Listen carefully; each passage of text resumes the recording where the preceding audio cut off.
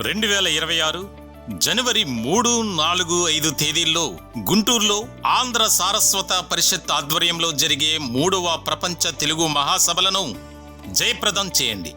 రండి, తెలుగువాడి ఘనతను, తెలుగు భాష గొప్పతనాన్ని ప్రపంచానికి చాటి చెబుదాం. 3వ ప్రపంచ తెలుగు మహాసభలను నెంబర్ 1 ఓటీటీలో ఉచితంగా వీక్షించండి. నెంబర్ 1 ఓటీటీకి ఎటువంటి చందా చెల్లించకుండా నెంబర్ 1 ఓటీటీను ప్లేస్టోర్ లేదా యాప్ స్టోర్ నుంచి మీరు డౌన్లోడ్ చేసుకుని మా ప్రసారాలు ఉచితంగా వీక్షించవచ్చు. ప్రకటనల కొరకు సంప్రదించాల్సిన ఫోన్ నెంబర్ 7893935555. నమస్తే. సామాన్యుడి చేతిలో సామాజిక అస్త్రం నెంబర్ 1 న్యూస్కి స్వాగతం. నేను రవీంద్ర. ముందుగా నెంబర్ 1 న్యూస్ను ఆదరిస్తున్నటువంటి మా అభిమానులు, అలాగే శ్రేయోభిలాషులు ప్రతి ఒక్కరికి కూడా నూతన సంవత్సర శుభాకాంక్షలు. ఈ 2026 మీ అందరి జీవితాల్లో వెలుగులు నింపాలి, సంతోషాన్ని, ఆనందాన్ని కలుగజేయాలని సామాన్యుడి చేతిలో సామాజిక అస్త్రం నెంబర్ 1 న్యూస్ తరపున మనస్ఫూర్తిగా కోరుకుంటూ నూతన ఏడాది మీ అందరికీ మంచి ఆయురారోగ్యాలు పంచివ్వాలని ఆ భగవంతుడిని కోరుకుంటున్నాం.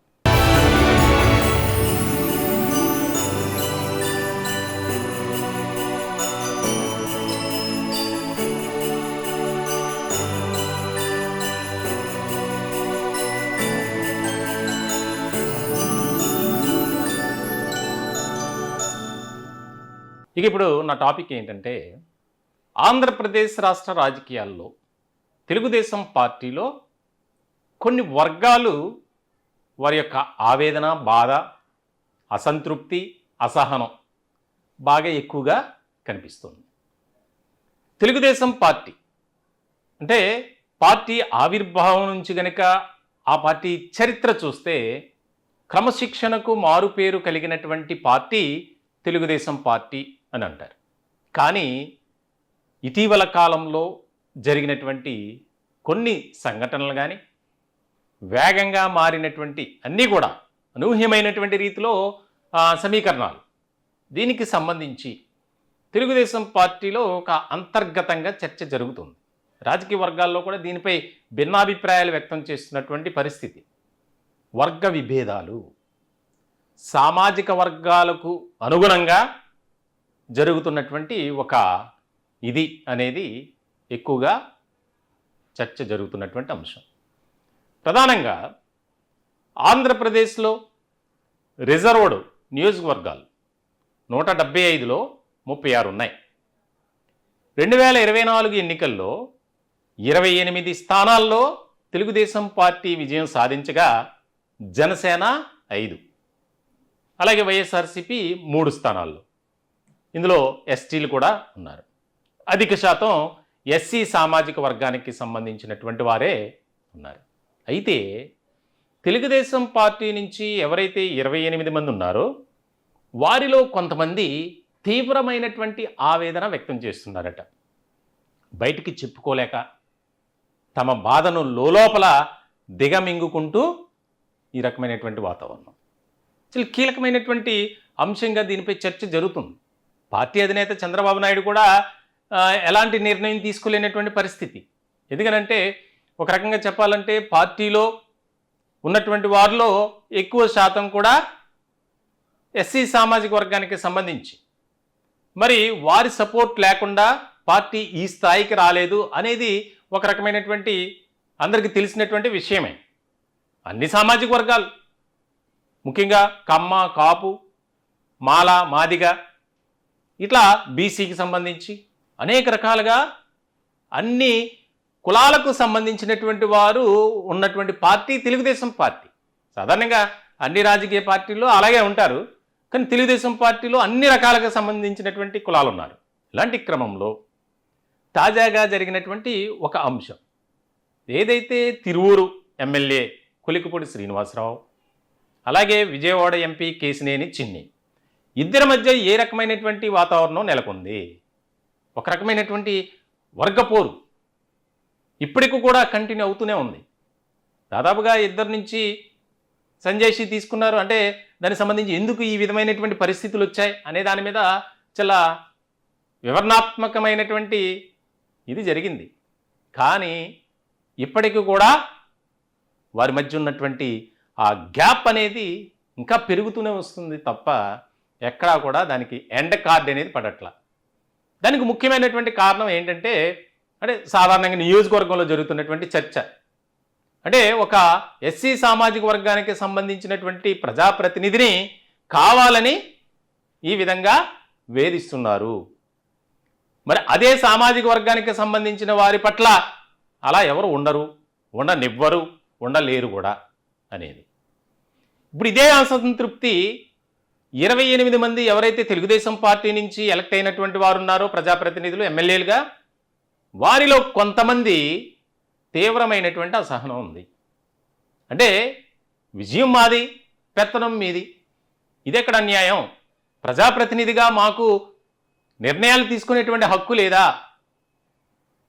ఆ ఎమ్మెల్యే దగ్గరికి వెళ్ళాలంటే ఎవరైతే ఆ నియోజకవర్గంలో ఒక రకమైనటువంటి అగ్రకులాలకు సంబంధించినటువంటి వారు ఉంటారో వారి పర్మిషన్ లేనిదే అక్కడ నడవదు. మరి ఇంకెందుకు ఎమ్మెల్యే? అంటే మేము స్వతహాగా ఎలాంటి నిర్ణయాలు తీసుకునే పని లేదా?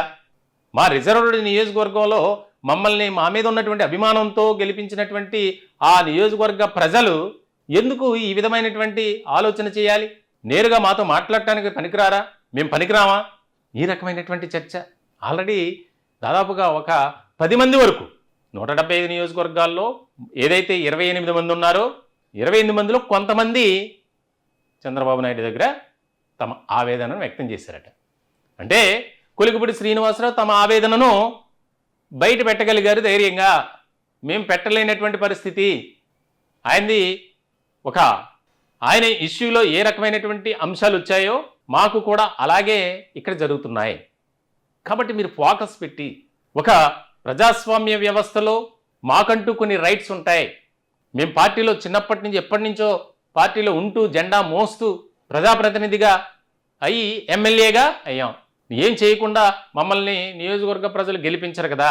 మా మీద ఒక నమ్మకం, విశ్వాసం ఉంది కాబట్టి మమ్మల్ని గెలిపించారు. మరి మేము చేసేటువంటి కార్యక్రమాల్లో ఎవరో వచ్చి ఇన్వాల్వ్ అయ్యి నువ్వు అలా చేయి, నువ్వు ఇలా చేయి అని చెప్పి వారే డైరెక్షన్ ఇస్తే ఇంకా మేమెందుకు, మేం ప్రాతినిధ్యం వహించడం ఎందుకు అనే ఆవేదన ఉందట. వాస్తవమే, కొన్ని చోట్లయితే జరుగుతుంది. కొన్ని సోషల్ మీడియా వేదిక కూడా చర్చ జరుగుతుంది. ఉదాహరణకు కొలికిపూడి శ్రీనివాసరావు అలాగే కేశినేని చిన్ని వ్యవహారమే.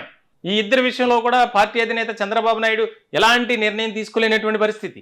అటు ఆయన్ని కాదంటే ఒక రకమైనటువంటి ఇబ్బంది, ఒకవేళ కొలికిపూడి శ్రీనివాసరావుపై ఏదైనా చర్య తీసుకుంటే తీవ్రమైనటువంటి ఇబ్బంది, పార్టీకి నష్టం అనే చర్చ జరుగుతుంది రాజకీయ వర్గాల్లో. దీనికి సంబంధించి అంటే ఇప్పటికే తెలుగుదేశం పార్టీలో తమకు ఆశించినటువంటి రీతిలో పదవి దక్కలేదు అనే అసంతృప్తి, అసహనం, నిరాశ అన్నీ కూడా ఏకమయ్యాయి. మరి ఇలాంటి తరుణంలో ఈ రకమైనటువంటి పరిస్థితులు ఉండటం ఏంటి? కాబట్టి అధినేతగా ఆయన మీద ఎంతో బాధ్యత ఉంటుంది. మరి మేము పట్టుకోల్పోతున్నటువంటి ఎమ్మెల్యేలుగా మా బాధను ఆయన ముందు తెలియజేశాం కాబట్టి మీరు ఏదోటి చేయాలి అనే విధానంతో వారు ముందుకు వెళ్తున్నారట. మొత్తానికైతే ఒక రకమైనటువంటి తలనొప్పి. ఇప్పటికే పదవుల పందేరం విషయంలో తీవ్రమైనటువంటి అసంతృప్తి టీడీపీ సీనియర్లలోనే. మేము మంత్రి అవుతాం అనుకున్నటువంటి వారు ఆ పరిస్థితి లేదు ఇప్పుడు. ఎందుకంటే పదవి అంటే అందరికీ ఇవ్వలేరు. 175 నియోజకవర్గాల్లో వేలాది మంది ఉంటారు. అందరూ పదవి ఆశించిన వాళ్ళే, కానీ అందరికి ఇవ్వలేరుగా. కాబట్టి మరి ఈ ఏదైతే రిజర్వ్డ్ కాన్స్టిట్యున్సీస్లో ఉన్నటువంటి పరిస్థితుల్ని చక్కబెట్టాల్సినటువంటి అవసరం ఉంది. ఇంకా జనసేన నుంచి ఉన్నటువంటి రిజర్వ్డ్ కొంతమంది అయితే 5గురిలో వారు కూడా అక్కడ అదే పరిస్థితి ఎదుర్కొంటున్నారు కొంతమంది. ఉదాహరణకు మనం పోలవరం నియోజకవర్గానికి సంబంధించి జనసేన నుంచి ఎలక్ట్ అయినటువంటి చిర్రి బాలరాజు, ఆయన విషయంలో చూసాం. 100 కోట్లు సంపాదించారు, మీ అధినేతకు తెలియదా అని తెలుగుదేశం పార్టీ నాయకుడు, సీనియర్ నాయకుడు, మాజీ మంత్రి దేవినేని ఉమా, అక్కడ ఉన్నటువంటి స్థానిక నాయకుడు కరాటం రాంబాబు ఆయనతో మాట్లాడటం, ఆ ఆడియో బయటికి రావటం, ఇది కూడా ఒక రకమైనటువంటి వేధింపుగానే వారు బాధపడుతున్నారండి. దీనికి సంబంధించి మొత్తానికైతే మరి రెండు పార్టీల అధినేతలు సీరియస్గా ఫోకస్ పెట్టాల్సినటువంటి అవసరం చాలా ఉంది. రాబోయే రోజుల్లో కూటమి మరో 15 ఏళ్ళు మనం అధికారంలో ఉండాలి అని భావిస్తున్నటువంటి, ఆలోచన చేస్తున్నటువంటి కూటమి పెద్దలు మరి ఇటువంటి చిన్న చిన్న సమస్యలే, చిన్నవే ఇవి, కానీ ఇప్పుడు చిన్నవే, అలా అది పెరుగుతూ పెద్దదవుతుంది. కాబట్టి ఆదిలోనే తుంచేయాలి అనే ఆలోచన చేస్తే బాగుంటుంది అనేది కొంతమంది అభిప్రాయం. చూడాలి మరి ఏ రకమైనటువంటి పరిణామాలు ఉంటాయి అనేది చాలా కీలకంగా మారినటువంటి అంశం.